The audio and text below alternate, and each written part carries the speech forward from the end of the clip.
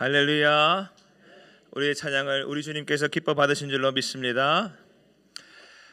우리나라 사람들은 귀신 이야기를 참 좋아하는 것 같습니다. 얼마 전에 우리 교회 아동부 학생들 몇 아이들이 제 방에 놀러 들어왔습니다. 초등학교 4, 5, 6학년쯤 된 친구들인데 저한테 찾아 들어와서 한다는 얘기가, 목사님 귀신 이야기 좀 해주세요. 무서운 귀신 이야기 듣고 싶습니다. 그렇게 말했습니다. 제가 뭐라고 대답할게요? 목사님은 귀신이 무섭지도 않고 무서운 귀신 이야기는 아는 것도 없는데 어떡하지? 이렇게 얘기했습니다. 그러니까 애들이 에이 재미없어 이러면서 나가면서 자기들끼리 뭐 누가 그러던데 그러면서 이제 뭐 귀신 이야기 비슷한 걸 하는 것처럼 하면서 나갔습니다. 아마도 제가 워낙 편안하다 보니까 이렇게 저렇게 제 앞에서 친구들 사이에서 하는 이야기를 그냥 했던 것 같습니다. 저도 그랬던 것 같아요. 언제쯤 귀신 이야기 처음 듣게 되었는가 생각해 보니까 아마 그 아이들 나이 때쯤이었던 것 같아요. 그때쯤이면 그런 이야기가 재미있고 또 관심도 가고 또 그렇게 궁금해지는가 싶었습니다. 그러면서 마음 한편으로 이런 다짐도 하게 되었습니다. 그런 헛된 것에 관심이 생겨갈 때에 그때 잘 가르쳐야겠다. 그때 진리를 가르치고 하나님 말씀을 가르치고 참으로 알아야 할 것을 가르쳐야겠다 싶었으며, 그래서 어린이 사역이 중요하구나, 다음 세대 사역이 꼭 잘 되어야 하구나, 이런 것들을 역으로 마음에 품게 되었습니다. 여러분, 우리나라는 참 희한하게도 귀신 이야기 많습니다. 처녀 귀신, 달걀 귀신, 청각 귀신, 똥간에서 올라와가지고 빨간 휴지 줄까 파란 휴지 줄까 이러는 귀신, 뭐 별의별 귀신 이야기가 많습니다. 그런데 왜 그럴까? 그것은 오랜 시간 이 나라가 귀신의 지배하에 있었기 때문입니다. 저 악한 영적 세력들이 이 나라와 이 민족을 그동안 꽁꽁 묶어왔기 때문입니다. 그래서 복음이 이 땅에 들어온 지 벌써 140년이 지났지만, 훨씬 더 넘었지만 아직도 영적으로 악한 것들이 사회와 문화 속에 활개를 치고 있는 것입니다. 한번 여러분에게 묻겠습니다. 여러분, 귀신 있습니까? 없습니까? 성경을 보세요. 귀신 있습니다. 그래서 예수님도 여러 차례 귀신을 쫓아내셨습니다. 그러니 귀신은 있는 것이 맞습니다. 그런데 귀신이 우리가 생각하는 그 귀신과 같은가? 그렇지 않습니다. 예전에 우리나라에서 꽤나 인기를 끌었던 유명한 한 이단이 있었는데, 거기서 교주가 사람들을 가르칠 때에 귀신은 사람이 죽어서 귀신이 된다, 이렇게 가르쳤습니다. 그래서 그 교주한테 찾아가서 사람들이 물었습니다. 그거 당신이 어떻게 알게 되었습니까? 물었더니만 귀신 들린 사람이 귀신 들린 사람에게 귀신을 쫓아냈더니 그 귀신이 나가면서 한다는 말이, 너 누구냐 물으니까 나 얘 할배요, 이렇게 말하더라는 거예요. 그래서 그때부터 그 교주가 사람은 죽으면 귀신이 되는구나, 이렇게 생각했다는 겁니다. 여러분, 그런데 가만히 생각해 보세요. 이 말이 얼마나 어처구니 없는 말입니까? 왜냐? 다른 것도 아니고 귀신 말 듣고 그렇구나 하고 그걸 믿었기 때문입니다. 여러분, 성경은 말합니다. 마귀 사탄은 거짓말장이요 거짓의 아비라고 그랬습니다. 그런데 그런 마귀 사탄 귀신의 말을 듣고 그것을 믿고 그렇구나 하면서 그것의 마음의 확신으로 받아들여 버리면 어떻게 합니까? 들을 말을 들어야지요. 믿을 말을 믿어야지요. 하다못해 어떻게 귀신 말을 듣고 귀신 말을 믿고 앉아 있습니까? 여러분, 우리 민족은 대대로 사람이 죽을 때에 원한을 품고 있으면 죽은 사람의 혼령이 귀신이 되어 구천을 떠돈다고 가르치고 믿어왔습니다. 그런데 그거 아닙니다. 절대로 아닙니다. 성경은 말하길 귀신은 하나님의 원수요, 하나님의 사람들을 대적하는 존재입니다. 사람 앞에 올무를 놓아 넘어지게 하는 존재입니다. 마귀의 졸개요, 사탄의 수하가 귀신인 것입니다. 하나님을 대적하는 악한 세력의 최고 우두머리는 마귀 사탄이라고 성경은 말합니다. 그리고 그 졸개들이 바로 귀신들인 것이죠. 이는 죽은 사람의 영혼과 아무 상관이 없는 것입니다. 귀신의 존재에 대하여 사람들이 생각하는 일반적인 생각은 대개 두 가지입니다. 첫째, 귀신 그런 게 어디 있어? 순 겁쟁이들이 만들어낸 상상에 불과해 라는 것으로 귀신을 부정하는 생각입니다. 그리고 또 하나는 귀신은 분명히 있어. 그런데 너무 무서워. 강한 존재야. 달달달달 떠는 것이죠. 그런데 이 두 가지 생각들은 다 양극단에 치달아 있는 것이고 또 사실과 다른 이야기입니다. 성경은 귀신의 존재를 인정합니다. 그렇지만 귀신을 이길 수 없다고 두려워하라고 말하지도 않습니다. 성경은 누구만 두려워하라 하였습니까? 몸은 죽여도 영혼은 죽이지 못하는 이를 두려워하지 말고 몸과 영혼을 모두 지옥에 멸하실 수 있는 하나님만 두려워하라고 하였습니다. 할렐루야. 우리 주 예수님은 수없이 귀신을 쫓아내고 쫓아내셨습니다. 따라서 예수님과 함께하면 귀신을 우리가 이기지 못하는 것이 아님을 믿으시기를 바랍니다. 디모데전서 5장 8절 말씀에 근신하라 깨어라 너희 대적 마귀가 우는 사자같이 두루다니며 삼킬 자를 찾나니 하였습니다. 귀신은 한 사람의 영혼이라도 더 망가뜨리려고 괴롭게 하려고 찾아다니는 악한 존재입니다. 따라서 우리 믿음의 사람들인 우리는 영적으로 예수님과 함께함으로 말미암아 영향력 없는 삶을 살게 하려고 하는 귀신의 공격을 막아내고 우리는 예수님과 함께 승리하는 주의 백성들이 되어야 할 줄로 믿습니다. 어느 날이었습니다. 예수님께서 제자들을 이끌고 갈릴리 호수를 지나가셨습니다. 그리고 그 호수를 지나 그 반대편으로 가실 때였는데 가실 때 참 위태한 일이 있었습니다. 배를 타고 호수를 가로질러 건너가고 있는데 마침 광풍이 불어와서 배에 물이 가득하게 된 것입니다. 물이 막 배 위로 올라오는 것입니다. 그래서 제자들이 자고 계시는 예수님을 흔들어 깨웠습니다. 예수님, 예수님 일어나십시오. 우리를 좀 도와주십시오. 이렇게 광풍이 불어옵니다. 이렇게 예수님을 깨웠습니다. 일어나신 예수님께서 바람과 물결을 꾸짖으시면서 말씀하셨습니다. 고요하라, 잠잠하라. 그렇게 말씀하셨습니다. 그러니까 어떻게 되었습니까? 예수님의 말씀 그대로 풍랑이 고요해지고 잠잠해진 것입니다. 그리고는 이제 마침내 배가 반대편 건너편 그 갈릴리 맞은편인 거라사인의 땅으로 가게 되어졌고 거기서 예수님이 제자들과 함께 육지에 내리셨습니다. 그러자 갑자기 누군가 한 사람이 예수님을 찾아와서 엎드리는데 그 행색을 보니까 가히 가관이 아닙니다. 그 행색을 보니 오랫동안 이 사람이 옷을 입지 않고 산 것이 분명한 한 남자였습니다. 이 사람이 누군가 살펴보니 이 사람의 이름은 알 수가 없는데 이 사람이 귀신 들린 사람이었던 것입니다. 집도 없이 귀신 들려서 무덤 사이에 거하며 살고 있는 광인이었습니다. 여러분, 사람은 자신의 속 신체를 겉으로 드러내는 것을 매우 수치스럽게 여깁니다. 그래서 현대인들도 그렇게 생각하는데 과거 예수님 시대에 그것도 고대 근동 지방에서 그렇게 속에 있는 신체를 그때 드러내는 옷을 입지 않고 벌거벗은 사람이 있었다라고 하는 것은 매우 수치스럽게 여긴 그런 시기였던 것이죠. 창세기 3장 말씀에 보게 되면 범죄한 아담과 하와가 범죄한 직후에 눈이 밝아져서 자신의 벗은 것을 알게 되었다 성경은 말합니다. 그래서 그 수치를 가리기 위하여 무화과 나무 잎으로 엮어서 치마를 만들어 입었다고 성경은 말하지 않습니까? 그런데 그것도 모자라서 이들은 그 벗음을 감추기 위하여 동산나무 사이에 숨어 있었다 그랬습니다. 그래서 하나님은 그들의 수치를 가려주시기 위하여 짐승을 잡아 그 짐승의 가죽으로 옷을 만들어 입혀주시기도 했습니다. 이처럼 인간에게 옷이라고 하는 것은 따뜻하게 하기 위한 실용적인 차원도 있지만 옷은 그 사람의 인격을 상징하는 의미가 강하게 있습니다.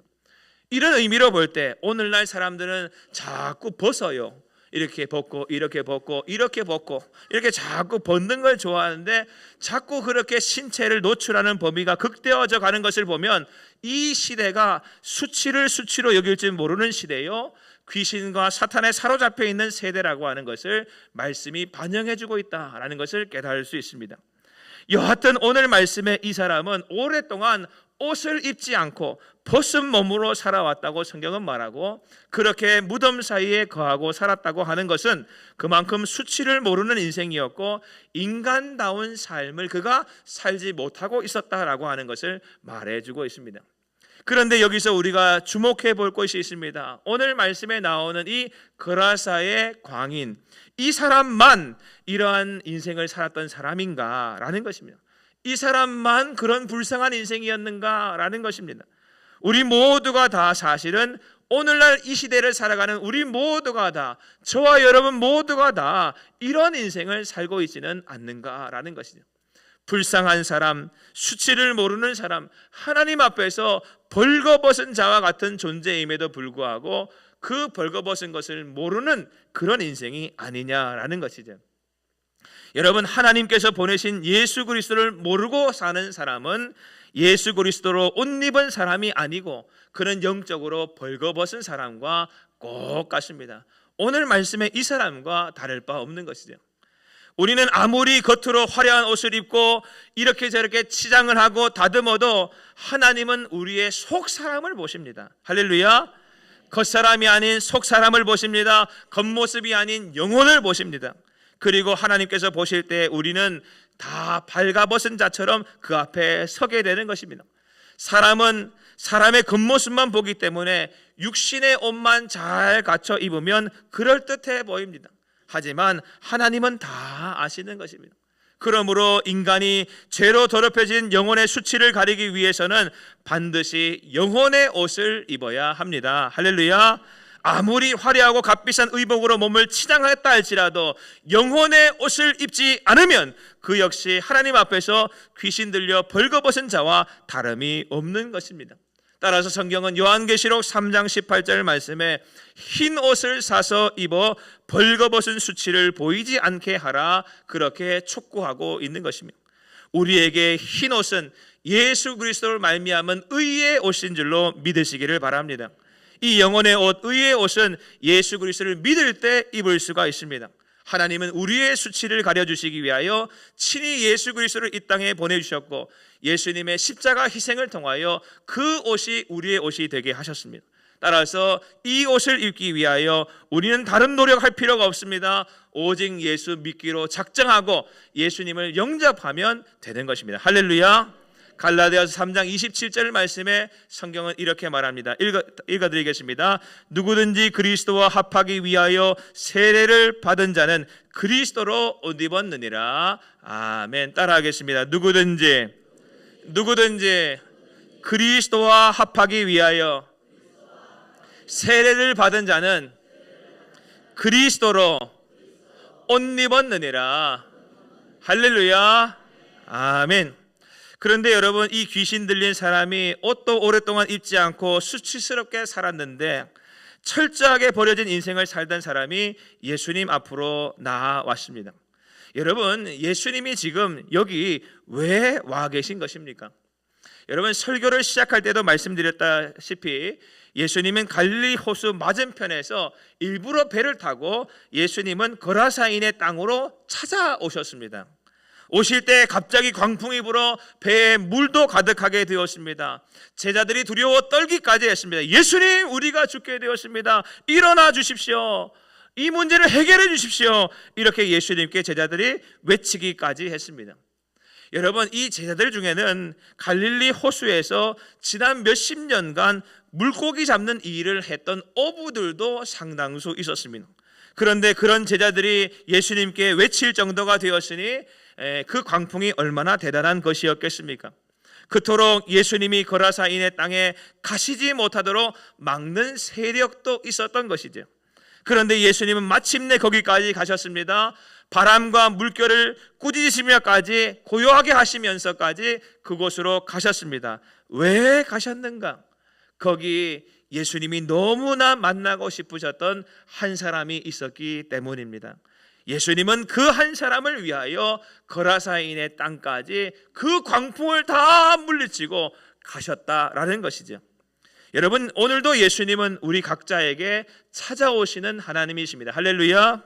우리 한 사람 한 사람 지치고 강한 심령을 가진 이들에게, 오래된 문제를 안고 사는 이들에게 철저하게 사람들로부터 외면당하고 아픈 인생에게, 아무도 거들떠보지 않는 삶을 살던 이들에게, 집도 없어서 무덤 사이에 거하듯이 살아가는 이에게, 정상적인 삶을 살지 못하고 귀신 들려 사는 이에게, 수치스럽고 부끄러운 인생을 사는 이에게 우리 주 예수님은 찾아가시는 분이십니다. 할렐루야. 생명 주기 위하여 찾아가시는 것입니다. 하나님의 큰 일을 보여주시고 하나님의 크신 사랑과 큰 은혜를 그에게 건네주기 위하여 오시는 분이신 것입니다. 할렐루야. 우리 하나님은 지금도 우리 가운데 오실까요? 오시지 않을까요? 하나님은 우리 가운데 찾아오시겠습니까? 오시지 않으시겠습니까? 예수님은 여러분의 심령 가운데 찾아오시겠습니까? 오시지 않겠습니까? 성경은 말합니다. 풍랑을 뚫고서라도 찾아오신다고 말씀하고 계십니다. 광풍을 잔잔하게 하고 오시는 분이 우리 주 예수님이십니다. 오래된 문제로 고생하는 우리를 자유케 하기 위하여 오시는 분이시며, 따라서 오시는 그분 앞에 나아가 엎드리면, 그분께 큰 소리로 부르짖으면, 그분을 만나기만 하면 할렐루야, 우리의 문제가 해결되어지고 우리의 모든 부끄러움이 수치가 가려지고 주님 앞에서 정상적으로 생명과 은혜를 누리며 살게 되는 아름다운 인생을 누리게 되어지는 것입니다. 할렐루야. 그리고 거라사에 이 귀신 들린 사람, 그를 찾아오신 예수님이 그를 만나자마자 뭐라고 하셨는가? 예수님은 더러운 귀신을 명하여 말씀하셨습니다. 그 사람에게서 나오라, 이렇게 말씀하신 것입니다. 29절입니다. 이는 예수께서 이미 더러운 귀신을 명하사 그 사람에게서 나오라 하셨습니다. 이렇게 말씀하고 있죠. 이미 예수님께서 그 사람을 보자마자 말씀하시기를 그 사람에게서 나오라, 이렇게 말씀하신 것입니다. 그리고 하반절에 보게 되면 이런 말씀도 있습니다. 귀신이 가끔 그 사람을 붙잡음으로 그를 쇠사슬과 고랑에 매어 지켰으되 그 맨 것을 끊고 귀신에게 몰려 광야로 나갔더라 그랬습니다. 이 사람이 예수님 만나기 전에 삶의 형편이 얼마나 어려웠는지를 또 말해주고 있는 것이죠. 여러분, 이 사람이 왜 이런 삶의 형편이 되어진 것입니까? 성경은 귀신 때문이라는 것입니다. 마귀 사탄이 그를 붙잡고 있었기 때문이라고 하는 것이죠.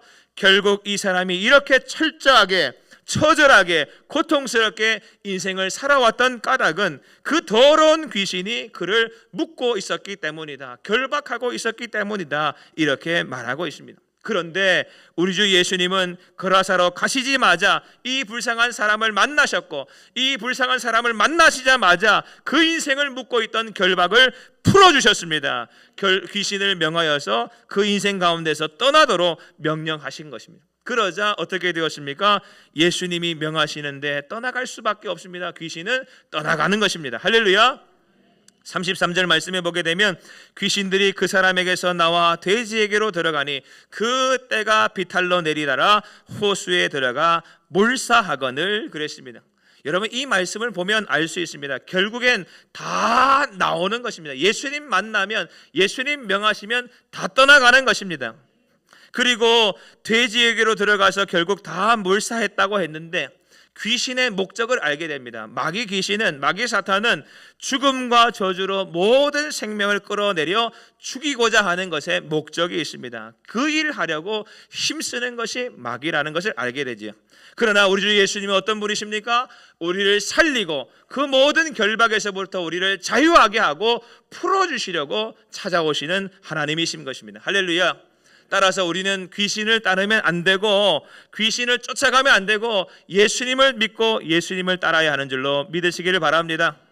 여러분, 마귀 사탄 권세 아래 머물러 있어서는 안 됩니다. 자유케 하시는 예수님을 따르고 믿고, 그래서 자유함을 얻고 삶과 정신이 온전해지는 축복을 누려야 할 줄로 믿습니다. 그런데 오늘 말씀에 보게 되면 귀신들이라고 했습니다. 이 사람 거라사의 광인이 귀신이 들렸는데 한 귀신만 그를 조장하고 있었던 것이 아니라 여러 귀신들이 그 사람의 인생을 멸망의 구렁텅이로 몰아가고 있었구나라는 것을 우리가 알게 되죠. 30절에 보게 되면 예수님이 물었습니다. 내 이름이 무엇이냐? 그러니까 이 귀신들이 하는 말이 뭐라고 말하냐면 군대입니다. 그렇게 대답했습니다. 군대라고 하는 말은 한 귀신이 아니라 많은 귀신이 그 속에 들려 있었다라는 것이죠. 군대처럼 많은 귀신들이 한 사람 속에 가득하여 그렇게 그를 철저하게 버려진 인생, 수치를 당하는 인생, 부끄러운 인생, 옷도 입지 않고 무덤 사이를 뛰어다니는 쇠사슬과 고랑에 매여 있을 수밖에 없는 인생이 되게 했다라는 겁니다. 여러분, 귀신에게 한번 내 삶의 자리를 내주게 되면, 인생의 주인 자리를 내주게 되면 귀신은 또 다른 귀신을 데리고 들어와 우리 인생을 더 어렵게 만드는 것이며 결국 더러운 귀신에게 완전히 사로잡혀 버리는 인생 되게 하는 것입니다. 사랑하는 여러분, 신년 초인데 여러분 신년 운세 보지 마세요. 저한테 문자 보내시는 분들이 많이 계시는데 문자 중에 이런 것들이 있습니다. 요즘에는 올해가 빨간 말의 해인가 봐요. 빨간 말을 그렇게 많이 보내요. 그리고 말이 이제 두빙빙 돌아다녀 이렇게 그런 걸 보내면서 저한테 보내면서 붉은 말의 기운이 목사님과 함께 하시기를 바랍니다. 하나님의 은혜가 목사님과 함께 하시기를 바라야 되고 성령이 충만하시기를 바라야 되는데 그걸 보내면서 붉은 말이 이렇게 들어가지고 이렇게 돌아다니는 그러면서 이제 그래서 이제 원래가 붉은 말의 해구나라는 걸 이제 그걸 보고 알았어요. 여러분 신년에 자꾸 이것저것 하나님 말씀 외에 이상한 거 집에 붙이지 마시고 또 이상한 거 자꾸 뭐 말띠니까 뭐 어떻고 저떻고 그런 거 보지 마시고 제가 왜 이런 얘기 왜 하겠습니까? 저한테 온 문자만 해도 카톡이 10개가 넘어요. 이 가르쳐야 될 필요가 있겠다 싶어요. 여러분 그렇다고 해서 이제부터 목사님만 빼놓고 보내야지 그러지 마시고 여러분 그게 잘못된 거예요. 여러분 귀신에게 속는 겁니다. 귀신을 따라가면 안 됩니다. 하나님 말씀 따르고 예수님 앞에 나와야 하는 줄로 믿으시기를 바랍니다. 확실히 깨달아야 됩니다. 누구의 말을 듣느냐에 따라 그의 종이 되는 겁니다. 사람 말 따르면 사람의 종이 되는 것이고 마귀 말 따르면 마귀의 종이 되는 것이고 예수님 말씀 따르면 예수님의 종이 되는 것이고 하나님 말씀 따르면 하나님의 종이 되는 줄로 믿으시기를 바랍니다. 누구의 말을 듣고 따르고 계십니까? 육신의 생각과 뜻을 따르십니까? 그러면 아직도 육신의 종입니다. 영의 생각과 뜻을 따르고 계십니까? 그러면 영의 사람, 영적인 존재가 되는 것입니다. 따라서 로마서 6장 16절 말씀에 너희 자신을 종으로 내주어 누구에게 순종하든지 그 순종함을 받는 자의 종이 되는 줄을 너희가 알지 못하느냐? 혹은 죄의 종으로 사망에 이르고 혹은 순종의 종으로 의에 이르느니라. 할렐루야. 아멘. 그런데 말씀을 보시게 되면 예수님 앞에 엎드린 이 사람이 더러운 귀신 들린 이 사람이 이제 엎드렸는데 예수님이 더러운 귀신에게 그 사람에게서 나오라 이렇게 명령하시자 그 사람에게서 나오기 직전에 이 불쌍한 사람의 입에서 어떤 한 말이 나옵니다. 말씀을 보게 되면 귀신이 말하고 있는 것입니다. 뭐라고 말하냐면 이렇게 이야기합니다. 지극히 높으신 하나님의 아들 예수여 당신이 나와 무슨 상관이 있나이까? 당신께 구하노니 나를 괴롭게 하지 마옵소서 그랬습니다. 여러분 귀신은 원래 거짓말쟁이고 거짓의 압이고 귀신 말 들을 필요가 없습니다. 그런데 귀신이 하나님이신 예수님 앞에서 거짓말할 수 있겠습니까? 감히 어떻게 예수님 앞에 거짓을 말하겠습니까? 따라서 오늘 이 말씀은 참말입니다. 여러분 예수님 앞에서는 마귀도 진리를 이야기할 수밖에 없습니다. 예수님이 어떤 분이라고 이 마귀가 사탄이 귀신이 증언하고 있습니까? 예수님 앞에 이분은 바로 지극히 높으신 하나님의 아들이라고 귀신도 증언하고 있는 것입니다. 여러분 이 말은 진리입니다. 귀신은 자신이 예수님과 상관이 없음을 인정했습니다. 여러분 예수님과 귀신은 상관이 없습니다. 자신을 괴롭게 하지 말라는 말과 자신을 놔두라고 하는 말을 했습니다. 결국 예수님은 거라사인의 광인에게서 나오라 말씀하시고 결국 그 말씀대로 귀신은 모든 묶음을 풀고 그 사람에게서 나오게 되어졌습니다. 할렐루야. 사랑하는 여러분, 우리는 예수님이 누구신지를 오늘 말씀을 통하여 확실하게 알아야 합니다.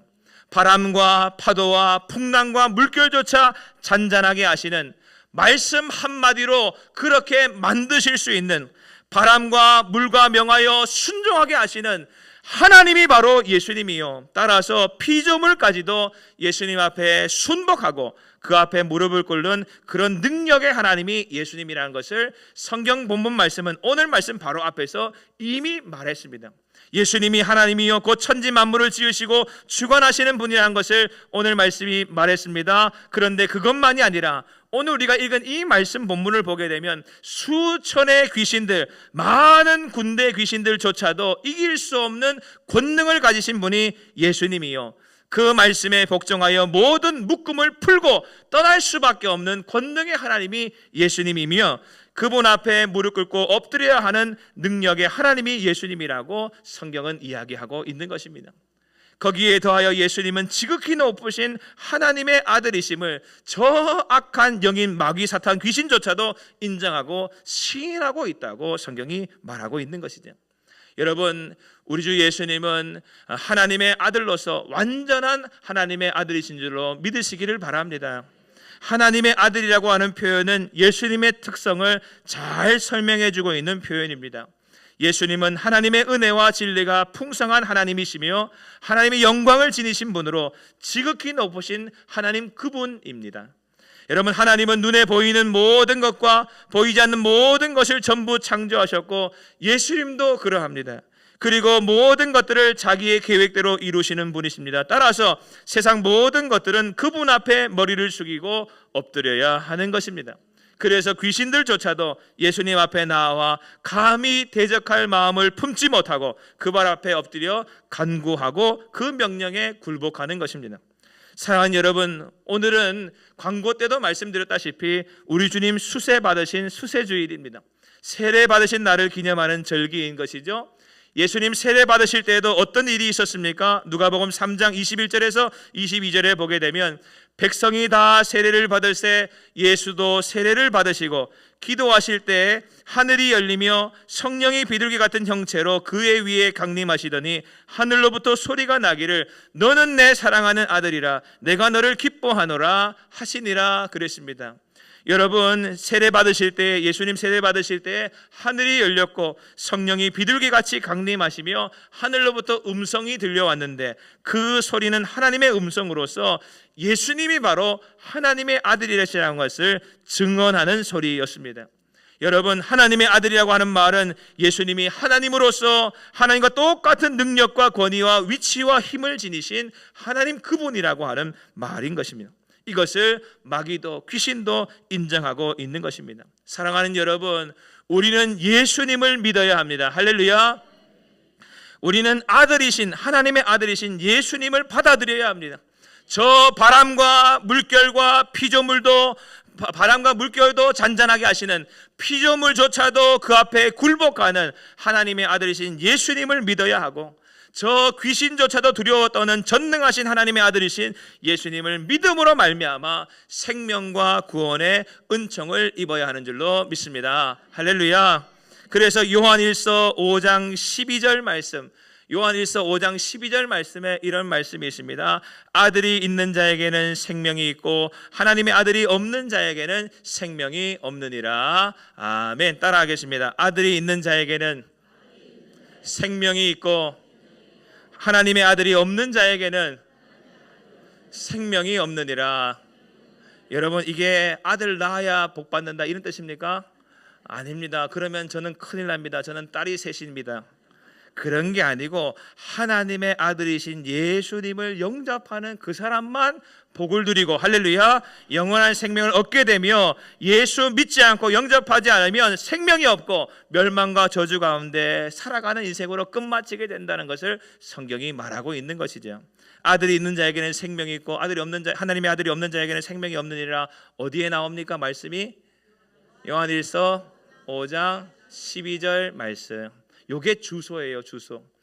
여러분의 집에, 우리 이만영 집사님 집에 제가 찾아가려고 하면 뭐가 필요해요? 주소를 알아야 찾아가서 집사님과 만나죠. 성경에 이 말씀이 어디 있는가 찾고 싶으면 어디에서 찾으면 됩니까?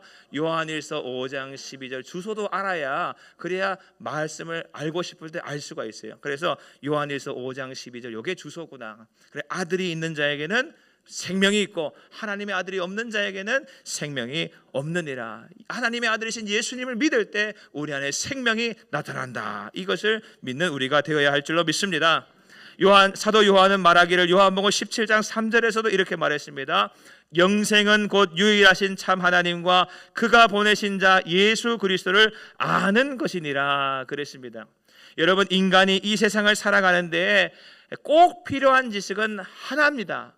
여러분, 많은 지식이 필요한 것처럼 보이지만 이런저런 세상 지식들이 다 있어도 그만 없어도 그만이지만 반드시 있어야 하는 지식은 영생은 곧 유일하신 참 하나님과 그가 보내신 자 예수 그리스도를 아는 것에 영생이 들어있다는 것을 아는 것은 그것이 진짜 알아야 하는 참 지식인 것이죠.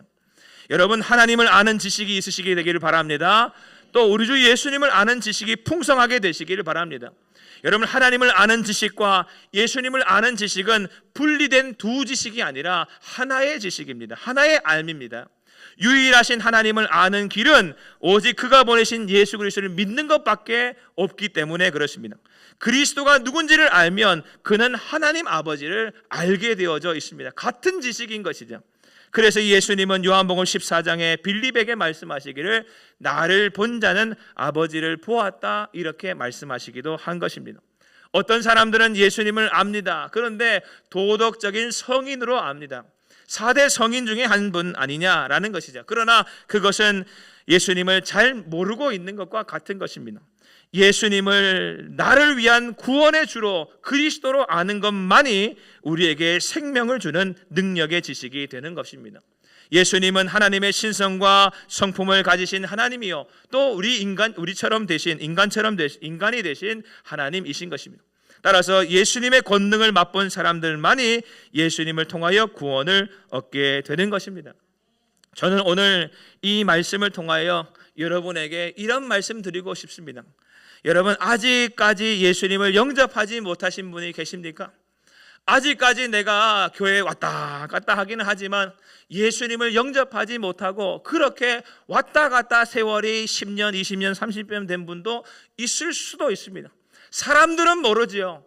사람들은 내 속에 어떤 마음이 있는지 아무도 모릅니다. 그런데 하나님은 아십니다. 그리고 나는 알아요. 나는 예수님 안 믿는데도 교회에 왔다 가다 하고 있다는 것을 하나님도 아시고 나는 알아요. 그분들에게 드리고 싶은 말이 있습니다. 여러분, 예수님을 믿으시게 되길 바랍니다. 예수님을 통하여 하나님 만나게 되시기를 바랍니다. 예수님을 통하여 하나님의 권능을 맛보시게 되기를 바랍니다. 하나님께서 모든 사람이 이 하나님 아는 지식에 이르기를 원하고 계신다 하셨습니다. 그래서 오늘 이 시간에 주님 나를 만나주시고 내게 찾아오시고 나에게 찾아오셔서 내가 예수님을 알게 하시고 예수님을 통하여 구원의 길인 복음을 알게 하시고 하나님을 아는 지식을 더하여 주옵소서. 이렇게 소망함으로 예수님을 받아들이면 예수님께서 나에게 찾아오셔서 역사하시는 줄로 믿으시길 바랍니다. 여러분, 구원의 놀라운 상담이 우리 가운데 있어야 합니다. 여러분, 우리 목회자들 많이 있어요. 저도 있잖아요. 예수님 믿고 싶으면 찾아오세요. 찾아오시면 오늘 예배 끝나고 난 다음에 예수님 믿고 싶으신 분들은 날 찾아오시면 내가 구원 상담 해드릴게요. 시간 따로 내가지고 1시간도 괜찮고 30분도 괜찮고 10분도 괜찮고 찾아오세요. 찾아오시면 복음 다시 전해드리고 예수님 믿도록 제가 말씀드리고 또 진리가 뭔지를 말씀드릴게요. 찾아오세요. 예수님 믿고 싶으면 찾아오면 돼요. 그러면 복음을 전해드릴게요. 그러면 예수님 영접하고 예수님 믿는 하나님의 사람이 되는 겁니다. 할렐루야. 혹시 우리 가운데 예수님을 이미 영접하고 예수님과 동행하는 분들이 계신다고 한다면 우리는 오늘 말씀을 통하여 다시 들어야 하는 메시지가 있습니다. 여러분은 예수님을 누구라고 생각하십니까? 여러분을 구원하시기 위하여 십자가에서 피 흘리고 돌아가신 고마운 분, 그 정도로만 생각하십니까? 아니면 예수님이 이 세상을 살아가는 모든 순간에 우리와 동행하시면서 하나님으로서 그분이 내 모든 삶을 주관하시는 전능자라고 생각하십니까? 여러분이 예수님을 어떤 분이라고 보느냐에 따라서 예수님의 영광을 얼마나 많이 누리고 사느냐가 달려져 있습니다. 또한 뿐만 아니라 예수님은 모든 사람을 구원하시기를 원하십니다. 그러므로 이 예수님을 전하기를 힘쓰는 우리가 되어야 할 줄로 믿습니다. 여러분 말씀을 여기 앞에 보세요. 모이면 무엇하고? 흩어지면 무엇하고? 전도하는 교회. 할렐루야. 우리 주님께서는 나만 예수 믿고 나만 축복받고 나만 성령 충만하기를 원하고 계시는 것이 아니라 우리에게는 나를 통하여 많은 사람들이 예수 알고 믿고 저 천국의 백성이 되기를 소망하고 계시는 것입니다. 할렐루야. 저는 그래서 올 한 해는 전도 우리가 복음을 전하는 교회로 세워져 가기를 힘쓰는 교회가 되기를 소망하고 있습니다. 사랑하는 여러분, 그래서 오늘 말씀해 보게 되면 거라사의 이 광인, 귀신 들렸던 사람이 예수님 만나고 나서 어떻게 되는가? 35절로 보게 되면 정신이 온전하여졌다 그랬습니다. 그리고 예수님의 발치에 앉아 있었다 그랬습니다. 여러분, 예수님의 발치에 앉아 있었다는 말은요, 예수님으로부터 말씀을 듣고 배운다는 이야기입니다. 예수님께서 하나님 나라에 관한 말씀을 가르치실 때 그 발치에서 배우는 사람이 되었다라는 것이죠. 그전에는 배울 수 없는 사람이었습니다. 정신이 온전하지 못하여서 배울 수가 없었습니다. 그런데 이 사람이 예수님 만나고 나니, 귀신이 떠나가고 나니 그 삶이 새로워지고 온전하여져서 예수님으로부터 하나님의 말씀을 배우는 사람이 된 것입니다. 그래서 이 귀신 나간 자가 옷을 입고 정신이 온전하여 예수님의 발 아래에 앉아서 그렇게 완전히 치유된 모습으로 배우고 있으니 이 놀라운 변화를 보고 같은 거라사에 살던 사람들이 이상하게 여겼다, 기이하게 여겼다, 놀랍게 여겼다, 그래서 두려워하게 되었다, 이렇게 말하고 있습니다. 그럼 여러분, 하나님의 복음과 은혜는 사람을 변화시키는 놀라운 능력이 있는 줄로 믿습니다. 고린도후서 5장 17절 말씀. 그래서 예수님 믿으면 어떻게 되느냐? 누구든지 그리스도 안에 있으면 새로운 피조물이라, 이전 것은 지나갔으니 보라 새 것이 되었도다. 할렐루야. 삭개오라고 하는 사람이 있었습니다. 삭개오가 예수님 배웠고 예수님 만나고 난 다음 어떻게 되었습니까? 그는 돈에 미친 사람이었는데 돈을 다 내놓고 자기의 소유의 절반이라도 가난한 사람들에게 나눠주고 누구의 것을 속여 빼앗은 일이 있으면 네 갑절이나가, 네 배나 갚겠다고 말할 정도로 삶이 확 변했습니다. 죄인은 의인 되는 것이고, 할렐루야, 예수님 만나면 포악한 사람은 온유한 사람이 됩니다. 교만한 자는 겸손한 자가 되어지고 새로운 피조물이 되어지는 것입니다. 그래서 오늘 말씀에도 보게 되면 이 사람도 새로운 사람이 되어지고, 그 다음에 38절에 39절에 보게 되면 이 사람이 그 다음에 어떻게 확 변했는가? 성경은 이렇게 말합니다.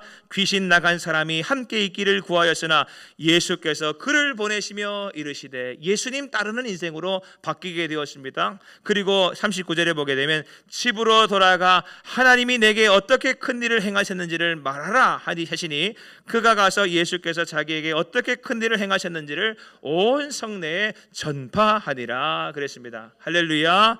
이 광인이었던 사람, 그는 이제 증인이 되어졌습니다. 하나님이 내게 어떻게 큰 일을 행하셨는지를, 예수께서 내게 어떻게 큰 일을 행하셨는지를 말하고 전파하는 인생으로 변화되어진 것입니다. 특별히 오늘 말씀에 보게 되면 하나님이 내게 어떻게 큰 일을 행하셨는지를 말하라, 이렇게 예수님이 말하라 했는데 이 사람이 가서 예수께서 자기에게 어떻게 큰 일을 행하셨는지를 온 성내에 전파했다 그랬습니다. 그래서 이 말씀을 묵상하면서 이 사람 잘못했네. 예수님은 하나님이 내게 어떻게 큰 일을 행했는지를 말하라 하라 그랬는데 이 사람은 예수님이 자기에게 어떻게 큰 일을 행하셨는지를 정했으니까 잘못했네, 이게 아닙니다. 이 본문이 말하고자 하는 바는 뭐냐 하면 하나님이 곧 예수님이고 예수님이 곧 하나님이라고 하는 것을 증거하고 있는 것이죠. 그래서 하나님이 내게 어떻게 큰 일을 행하셨는가, 그것은 예수님이 내게 행하신 일과 같은 것이죠. 그것을 나가서 전파했다. 그렇게 예수님의 행하심이 곧 하나님의 행하심이라고 하는 것을 오늘 본문이 또 말하고 있는 것입니다. 사랑하는 여러분, 이제 말씀을 정리하고 마치겠습니다. 예수님이 하나님의 아들이심을 아는 것은 우리 인생을 사는데 너무너무 중요한 알입니다. 이를 위하여 우리 주님 오셨고 자신을 드러내신 것입니다. 풍랑이 내리치는 바다를 뚫고 거라사까지 가신 이유가 무엇입니까? 예수님 자신이 하나님의 아들, 우리를 위한 구원자 그리스도라는 것을 보이시기 위함입니다. 거기서 처절한 인생, 철저하게 버려진 삶을 살던 이를 구원하시고 건져주시고 그에게서 귀신의 포박과 결박을 풀어주시고 자유케 해주신 이유가 무엇입니까? 그것이 바로 예수님이 하나님의 아들 그리스도이심을 드러내게 하기 위함이고 그 인생 가운데 그것을 믿게 하기 위함이었습니다. 또한 이 사람 광인이 증인이 되어 변화되어 기쁨과 감사와 행복을 가지고 나가서 그 성내에서 예수 그리스도의 복음을 전파한 이유는 무엇입니까? 무엇을 전파한 것입니까? 예수님이 하나님의 아들이시고 그리스도이심을 나타내어 전파하는 그것 위에 그 인생을 남은 삶을 살았던 것입니다. 사랑하는 여러분, 거라사에 귀신 들린 이 사람, 같은 동네 사람들은 그를 철저하게 구제불능의 인간으로 매도했습니다. 눈의 가시처럼 여겼습니다. 그래서 그 사람을, 이 불쌍한 영혼을 쇠사슬로 다 칭칭 감아 움직이지 못하도록 막아뒀었지요. 그러나 예수님은 일부러 그를 찾아가시고 그를 그렇게 보지 않으시고 그를 위하여 많은 희생하심으로 그를 살리셨습니다. 오늘 말씀에는 얼마나 많은 희생을 했는가, 돼지 2천마리나 다 희생하시면서 그를 살렸다 이렇게 말합니다. 그런데 돼지 2천마리가 아니라 나중에 보게 되면 예수님은 십자가에 달려 자신을 희생하심으로, 자기 몸을 내어주심으로, 자신을 희생하심으로 이 세상 모든 만물과 사람들을 살리신 주님이심을 보여주신 것입니다. 사랑하는 여러분, 우리는 우리를 향하신 오늘 주님의 말씀을 통하여 이 주님의 마음을 깨달아야 할 줄로 믿습니다. 이 말씀은 진실로 주님의 마음을 품은 모든 성도들 가운데 있어야 하는 귀한 말씀입니다. 사랑하는 여러분, 우리는 예수 믿음으로 말미암아, 특별히 예수님을 하나님의 아들로 그리스도로 믿음으로 말미암아 모든 결박에서부터 풀어지고 자유케 되어지고, 또한 이 은혜를 나만 누릴 것이 아니라 예수 그리스도를 증거하는 믿음의 삶을 사는 거룩한 주의 백성들이 되어야 할 줄로 믿습니다. 우리를 통하여 하나님께서 치유의 역사를, 기적의 역사를, 구원의 역사를 베풀어 주실 줄로 믿습니다. 마지막으로 한번 따라하겠습니다. 아들이 있는 자에게는 생명이 있습니다. 아들이 있는 자에게는 생명이 있습니다. 아멘. 함께 기도